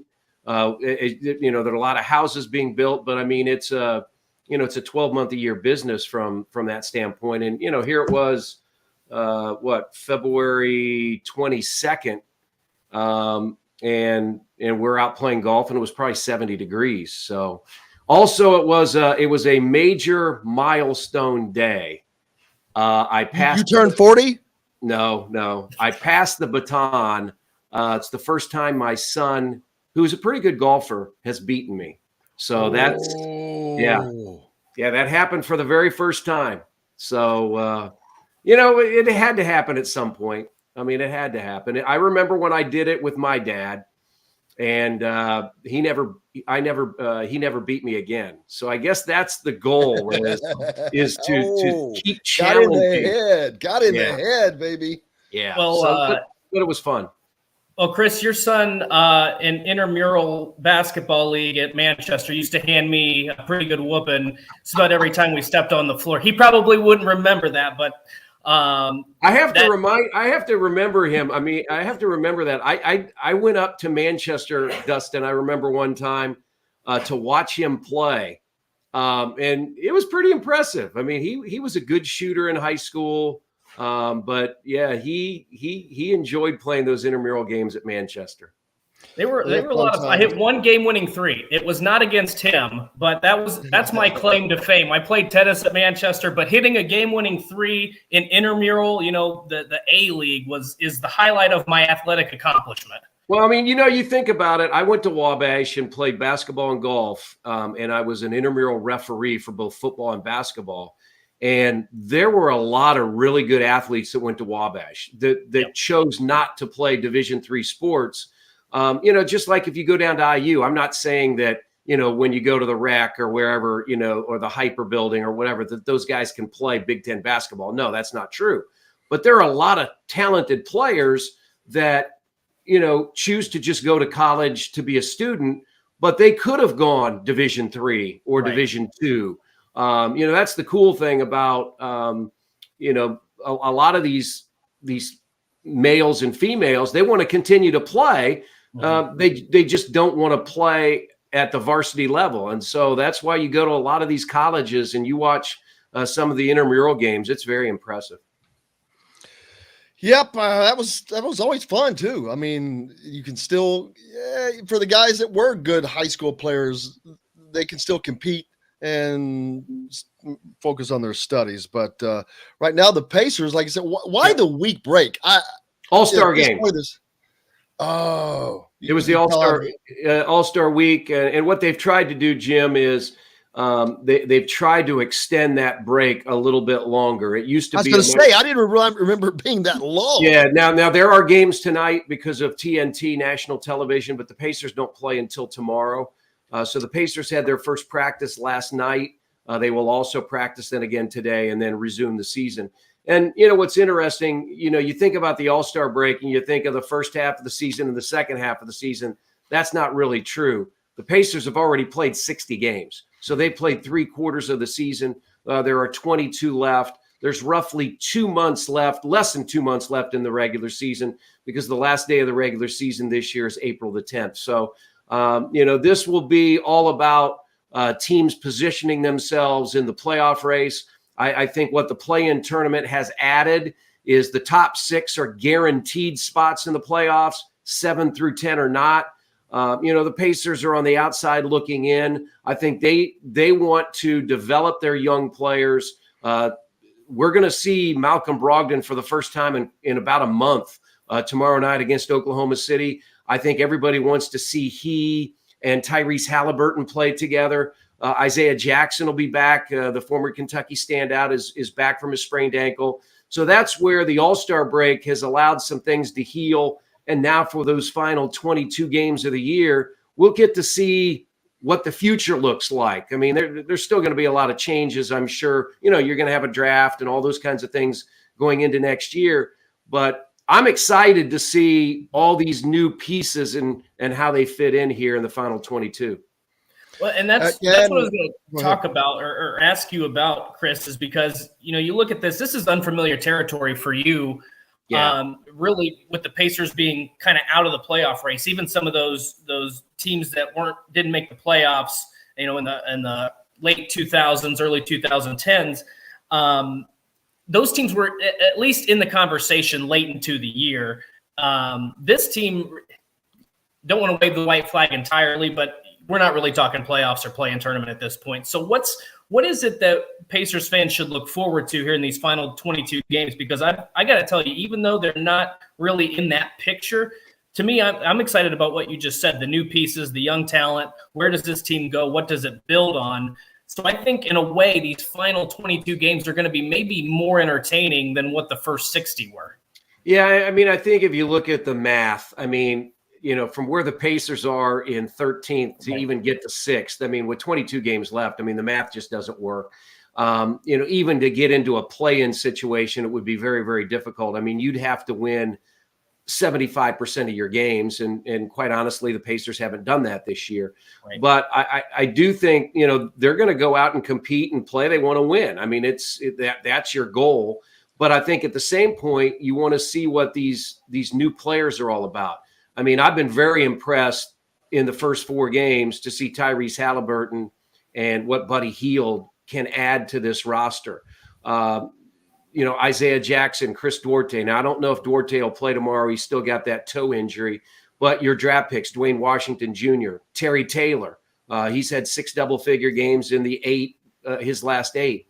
And then as you get Miles Turner back, and they still say it's probably another 2 weeks, you're still going to have about 15 or so games where you're going to be able to see the combination of the core of this team going forward and how they fit together. You're going to add some pieces through the draft and possibly through free agency. But I think the biggest thing I want to see is Halliburton and Brogdon together in the backcourt, because I think that they can complement each other. Both don't have to have the ball in their hands, but both are comfortable having the ball in their hands. So I think that's one of the things that I think we want to see here in these final 22 games. So I look across the makeup of the Pacers right now, Chris, and of the 16 roster players, 12 of these guys started the season in a different jersey. Yeah. And you can tell that by looking up. If you just pull up the players, that's what made it stick out to me. I'm like, holy cow. You can see the pictures. They haven't changed them because they're different jerseys. I'm like, oh my God, it's 75% of the team. Well, what's interesting is, especially when you think about, a TJ McConnell and a TJ Warren, McConnell's probably not going to play this year, the rest of the year with the wrist injury. He had surgery, and we don't know about Warren. I mean, I'm hopeful that we'll see TJ Warren. That's the other thing, Dustin. There's a chance that we see him for the last, 10 to 15 games to see what he can add. But there were times on the floor last Wednesday against the Wizards where I looked out there, and there might have been one guy that was on the floor that had been with the team before January. I mean, you had Lance Stevenson out there. You had Halliburton. You had Heald. You had Kiefer Sykes and Dwayne Washington and Terry Taylor. All those guys, you didn't even know their names back in November. So that's been a big part. And I compliment Rick Carlisle and his staff for, working through this process where you have to deal with all these new faces, these new players.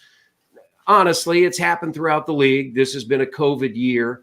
But the Pacers, because of all the injuries, they've had the most players on their roster, along with Washington, than any other team in the NBA. They've had 27 different players have logged a minute this year. So really, it's a compliment to Rick and his staff, what they've had to sort of deal with this year.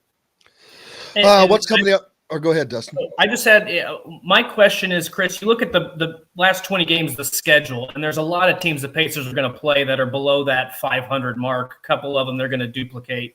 What do you think we're going to be able to learn about this team? Because you look, we're not saying that they're going to be able to stack up against some of the top teams in the NBA, but when you look at, if you can beat some of these teams that, in my opinion, they still have more talent than, and they should be able to compete with and defeat those teams, does that give you a little bit of an insight as to maybe where the direction of this franchise goes in terms of who they're trying to keep, who they don't, or does that really not have any impact on it? No, I think it's style of play, tempo, pace, all those things factor in, and it really, to me, in that regard, doesn't matter who you play.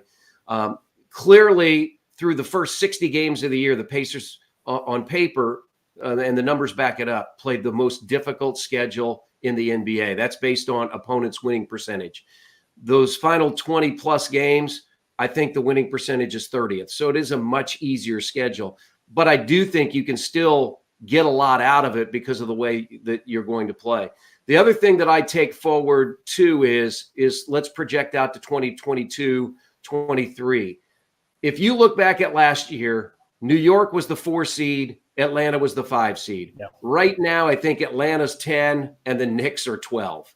Cleveland and Chicago both won about 20 games, and they both flipped the script. So I think if you look at the NBA next year, there's no guarantee on a team that makes the playoffs. And I'm not talking about Milwaukee and Philly and those teams, but that next tier of teams, there's no guarantee that they're a playoff team next year. I mean, we've already seen that with Atlanta and New York from this year. So I think what you're trying to do is you're trying to learn about yourself, learn about your personnel. How do you want to play? Can you pick up the pace? I think that's important for the Pacers. And at what tempo can you play moving forward? And to me, that's all dictated by the backcourt. It's all dictated by, in my mind, Tyrese Halliburton and Malcolm Brogdon, how they fit together, how they can push the tempo, and how they can get the other players on board. Chris Denari never tanks, baby. We're glad he doesn't because he's here each week. We appreciate him, love him for it. Hope you have a great rest of your all-star break. Of course, It ends tonight. It ends pretty much. But hope the rest of the day, at least, is you can wrap that up and put a nice little bow on it. All right. We'll talk to you next Thursday, guys.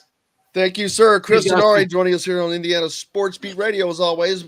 And brought to you by our good friends at Reynolds Family Dentistry down there in Sellersburg. If you're in the Southern Indiana area, you need Dr. J at Reynolds Family Dentistry. Stop in and give them a visit. We're back with more right after this. We'll be right back to the golf club at Eagle Point Studios for more Indiana Sports Beat Radio with Jim Coyle, presented by Andy Moore Honda of Bloomington and Southern Stone Restaurant. Whether it's a celebration. What is Hey, when I switch out the commercial, Jim, do you want to keep the Southern Stone or do you just want the Endeavor?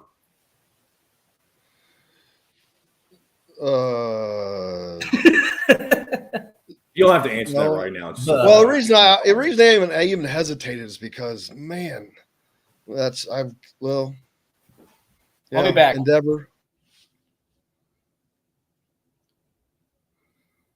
Endeavor for now, but we'll eventually change it because it's going to eventually be Hank's. So don't use the Southern Stone ad no more when I switch them.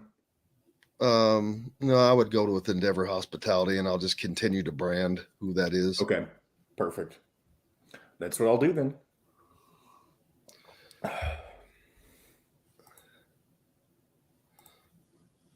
I don't know. What do you think?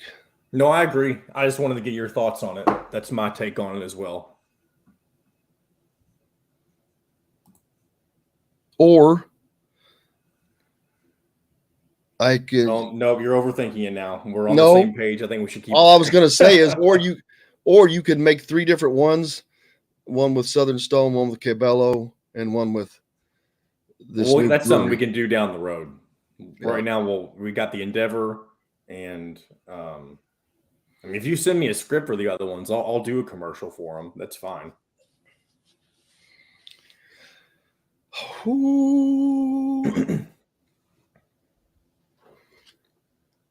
Yeah, I think I sat in his chair writing and just doing commercials yesterday for 2 hours.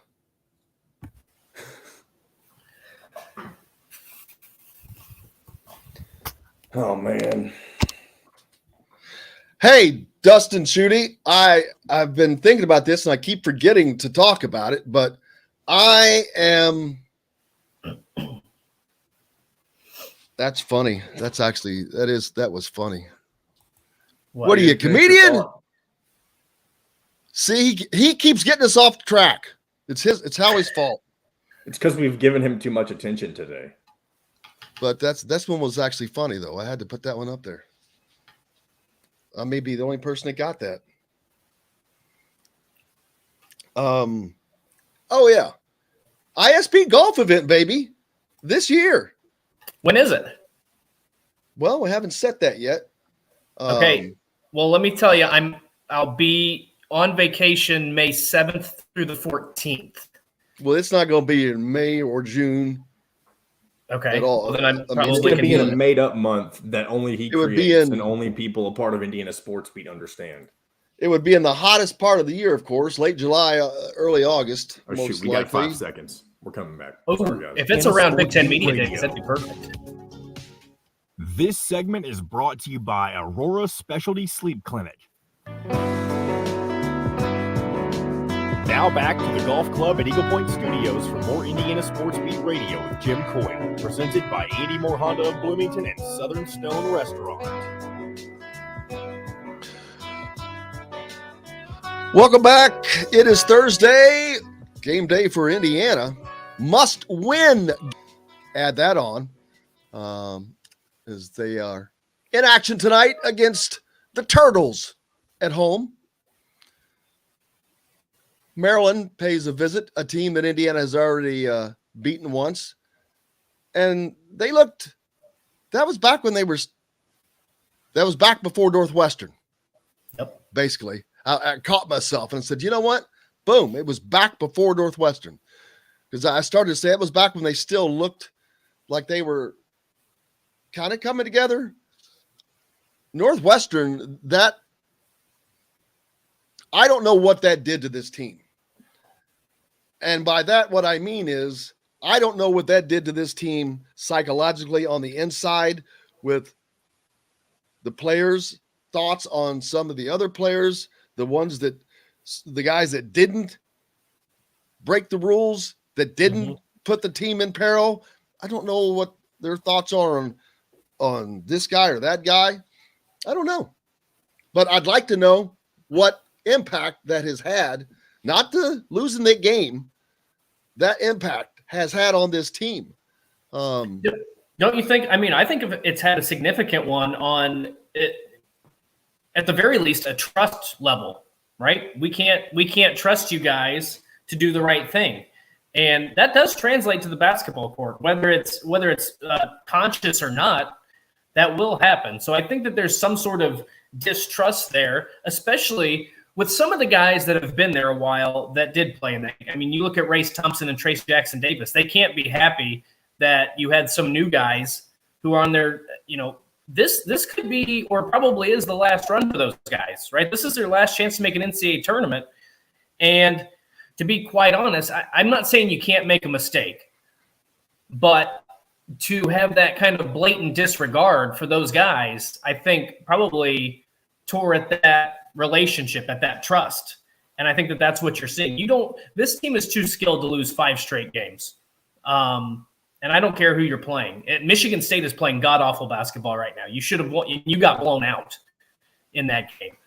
So I think that is a huge factor. And again, when you see it in the final 30 seconds of that Ohio State game, it kind of sums it up. You didn't do anything down the stretch. You didn't run an offense. You didn't try to pass the ball. You just stood there and you stood around. So, and the other thing, Jim, is this Maryland team that comes in tonight is a team that has played fairly well the last couple games. They almost beat Purdue in Mackey Arena. They are coming off a 16-point win against Nebraska. They just beat Penn State by 6 points. Now, those aren't signature teams that they beat. They came close against Purdue on the road, and you beat a Nebraska team that's won one Big Ten game and a Penn State team that's, they're decent, but they haven't had a great season. Maryland's coming in with nothing to lose at this point. In Indiana, if you lose this game and you're Indiana, in my opinion, you're all of a sudden from a team that was a lock for the NCAA tournament, you're on the outside looking in again. Oh, it's absolutely. Oh, there's no question. This is not a game that they can lose. The only way they can lose this game is if they win they would have to win 3 out of the next 4, and Purdue may have to be one of those teams to change that course. Yeah, this is Maryland's 3rd from the bottom in the Big Ten standings. They've only won 5 conference games all year. They've got a sub 500 record. And they're 3-5 on the road. Can't lose to a team like that. Can't lose at Minnesota after that. So, no, because you look at those final 2 games, Rutgers, red hot right now. And obviously Purdue's one of the best teams in the country at the moment.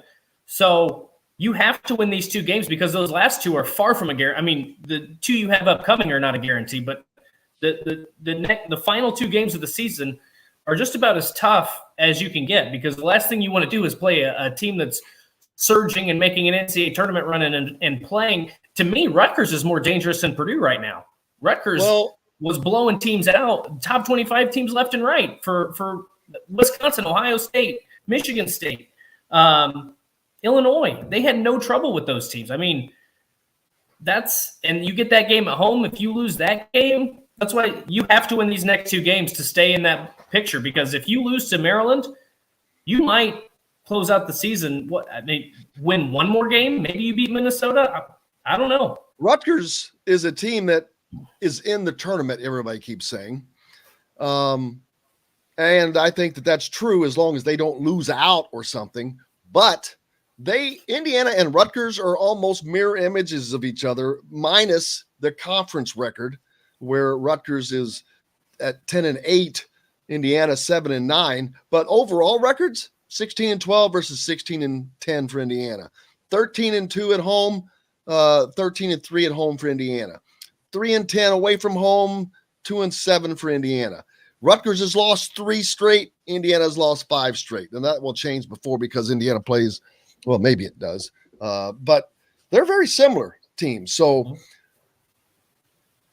something is going to clash when those 2 teams meet. Fortunately for Indiana, that game is being played in Bloomington. But another opportunity though for Indiana to get a good win. That's still a good win. But it's got to take them one at a time. And the first one up is Maryland tonight. I think Indiana wins this game.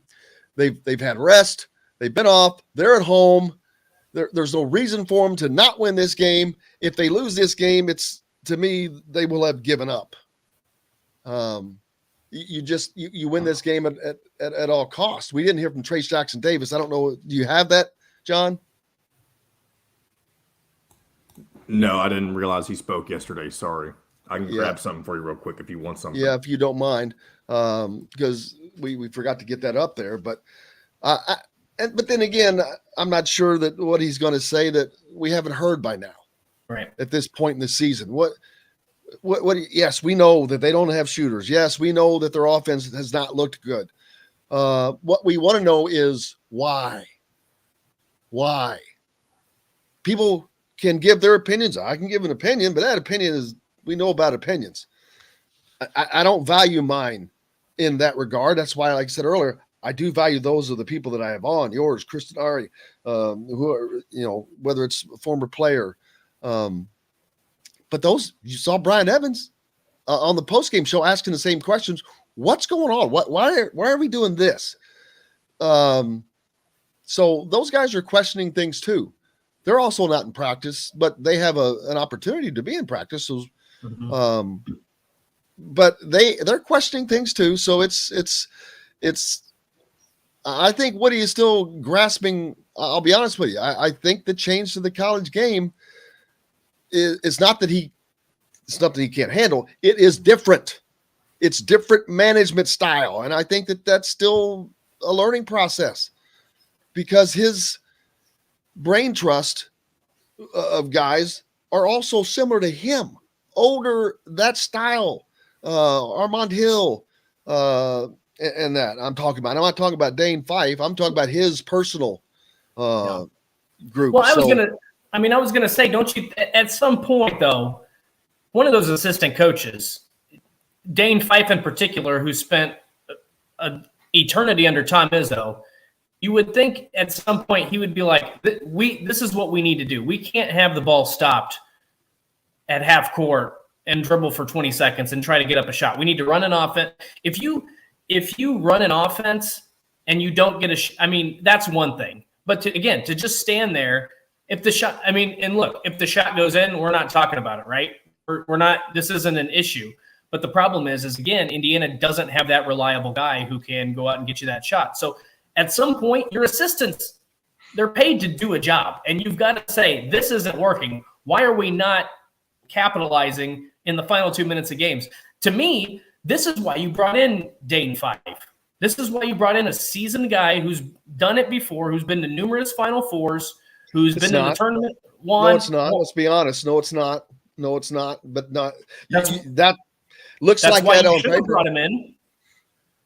Yeah, I'm not disagreeing with that. I'm just saying that I don't think that is the actual reality of things.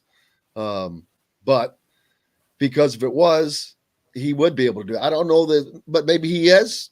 So do you think I'm not there? I'm not there. So it would be pure speculation on my part, speculation.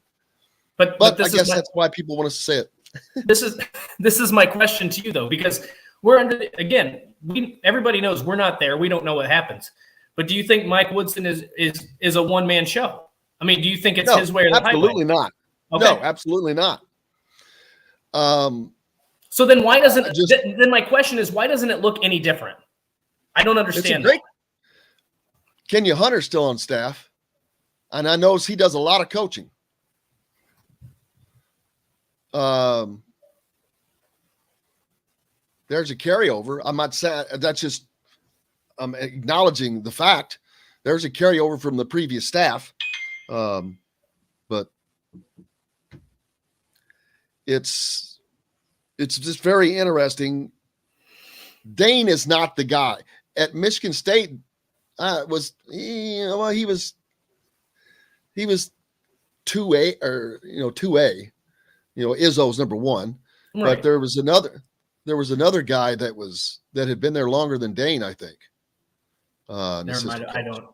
Probably, but I'm not sure. But anyway, I don't see Dane up a lot, or am I just missing that? Of course, I can't see I'm watching the game most of the time, but I don't watch much of the bench unless it has to be very noticeable for me to pick up on something that's happening on the sideline. So I couldn't tell you one way or another. Trace Jackson Davis met with the media yesterday to preview tonight's game. Let's hear what he had to say. I think it's a lot of different characteristics that go into that. I think one of the biggest thing is that we got a group of people on our team that have never actually succeeded and actually done anything. So like learning how to win with guys like Parker, who was at Pitt, Xavier, who was at Pitt, like actually playing for something, playing for the like playing to get into the tournament. They've never had to do that. They've never had that pressure. So having that pressure for the first time, it's hard. So, and Coach Woodson and all of our coaching staff has done that. So we just have to rely on them, and they're going to keep putting us in positions. But at the end of the day, players play and coaches coach. So we're going to have to execute on the court, and hopefully we can get it done next game, because we need to start putting some wins in W column. So. That was Trace Jackson Davis and what Mike Woodson's message has been to the team. But he said something that just caught my attention. We're playing with a bunch of guys who have never accomplished anything. That kind of goes back to my point earlier of bringing in a Miller Kopp, which none of this is personal, but Miller Kopp comes from exactly that. A program that has won diddly dick in basketball. Okay. So there you go. He just answered it for you. If you have any questions, there's your answer. You have guys that have just not won.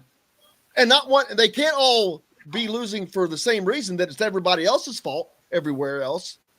They're a part of that problem too. They weren't a part of the solution there. They haven't been a part of the solution here. Kind of makes you wonder things. I understand what he's saying. I understand your point of view on this. But again, you've won games. You've found ways to win games that you weren't supposed to win this season. So what's the difference now? Why is it catastrophic the last 5 games of the season?